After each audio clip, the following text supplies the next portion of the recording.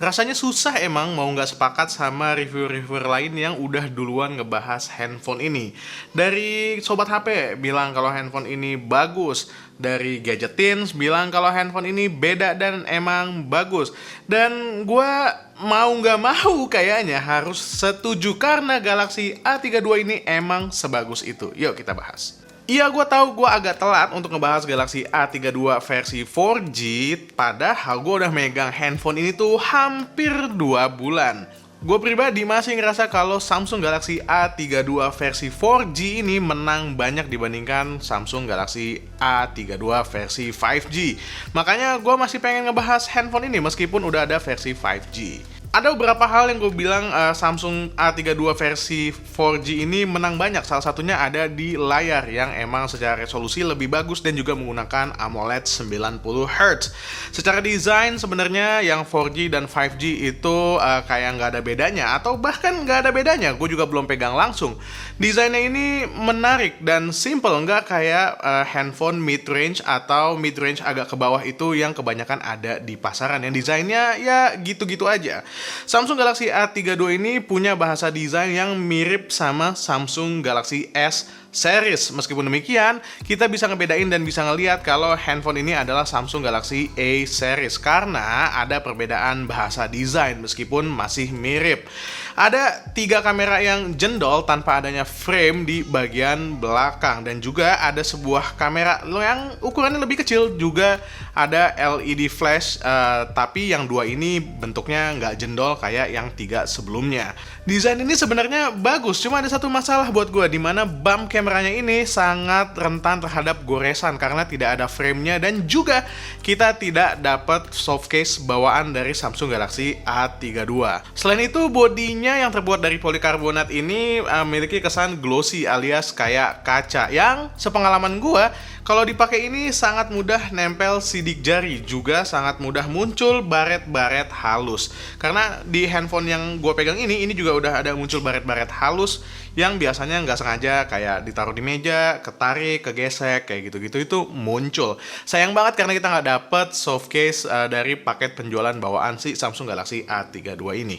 Sisi framenya ini ketimbang dibilang melengkung kayak handphone-handphone kebanyakan, ini agak lurus ya, alias agak flat. Awalnya gue ngeliat justru agak aneh, handphone mid-range punya desain yang lumayan premium kayak gini karena looknya ini mirip sama Samsung Galaxy S dan juga Samsung Galaxy Note series. Tapi lama-lama gue kebiasaan juga dan megang handphone ini dengan ya biasa-biasa aja karena handphone ini masih nyaman banget buat digenggam. Di bagian atas framenya kita nggak dapat apa-apa kecuali ada noise cancelling microphone. Di bagian sebelah kiri kita ada sebuah SIM card tray dan juga kanan ada volume rocker up down, juga ada sebuah tombol power. Semuanya ala-ala handphone kebanyakan lah bentuknya kayak begini. Dan di bagian bawah kita bisa dapetin adanya jack audio, microphone, port USB Type-C dan juga ada sebuah speaker. Sayangnya speakernya ini hanya satu, dimana kompetitor lain di harga 3 jutaan itu ada yang ngasih speaker 2. Tapi ada keunggulan lain yang dimiliki oleh si Samsung Galaxy A32 ini, yaitu di bagian layar.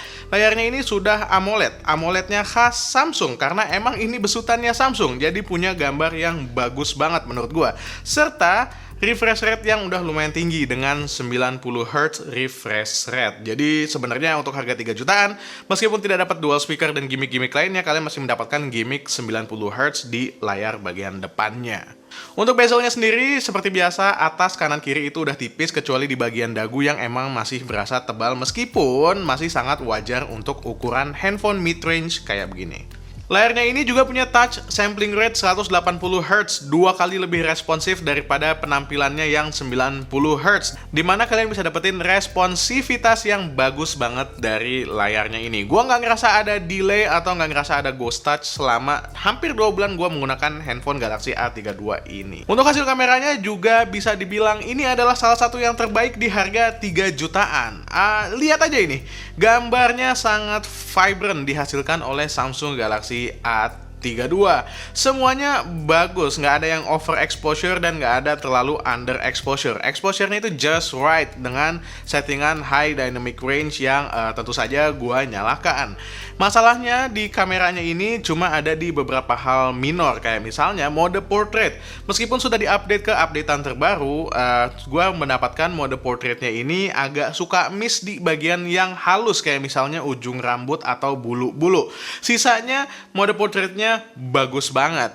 Yang kekurangan satunya lagi itu ada di shutter speednya yang kadang-kadang suka nge-lag, alias ketika gua pencet shutter ngambil gambar yang dihasilkan itu harus menunggu sepersekian detik dulu sampai 1 atau 2 detik untuk memproses hasil gambarnya. Jadinya agak berasa kok agak lambat ya, tapi hasil yang didapatkan menurut gua udah sesuai. Low lightnya juga udah cakep banget. Untuk hasil videonya sendiri ini lumayan stabil, meskipun gue tidak mendapatkan ada keterangan stabilisasi OIS di sini. Ya berasa agak getar tapi masih cenderung stabil. Ada agak sedikit jitter ya ketika gue ngambil video ini di dalam ruangan dengan pencahayaan yang sebenarnya lumayan proper. Ngapain?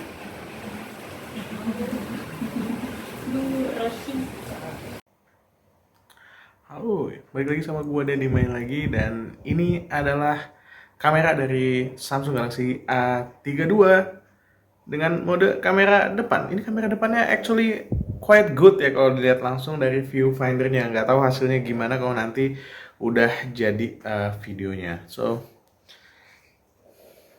nice. Terlihat lumayan stabil, nggak jitter, nggak jegek-jegek gitu. So, this is quite good. Ya.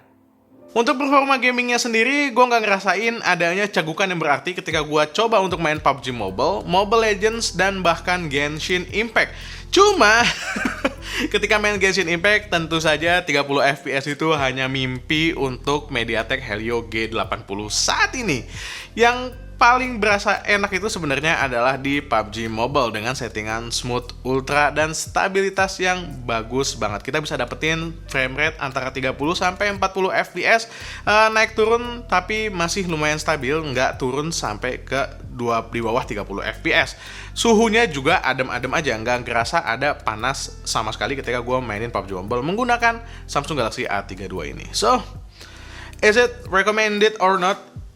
Ya, kayak review-review yang sebelum-sebelumnya udah muncul dari teman-teman reviewer yang lain, Samsung Galaxy A32 ini sangat-sangat bisa gue rekomendasikan, bahkan mungkin melebihi Samsung Galaxy A32 versi 5G. Gue sendiri belum pegang, jadi gue belum bisa banyak ngomong, cuma spek wise, side by side, kayaknya Samsung Galaxy A32 yang versi 4G ini lebih worth untuk dibeli. I don't know, maybe. Jadi buat kalian yang masih rumahnya kira-kira masih nggak terjangkau 5G sampai 2 atau 3 tahun lagi, Samsung Galaxy A32 yang versi 4G ini masih layak banget buat kalian dapetin. Kalau yang ya rumahnya di kalangan elit, yang 5G-nya udah langsung masuk di tahun 2021 atau bahkan 2022, kayaknya kalian tidak akan membeli handphone ini, tapi membeli handphone yang lebih mahal.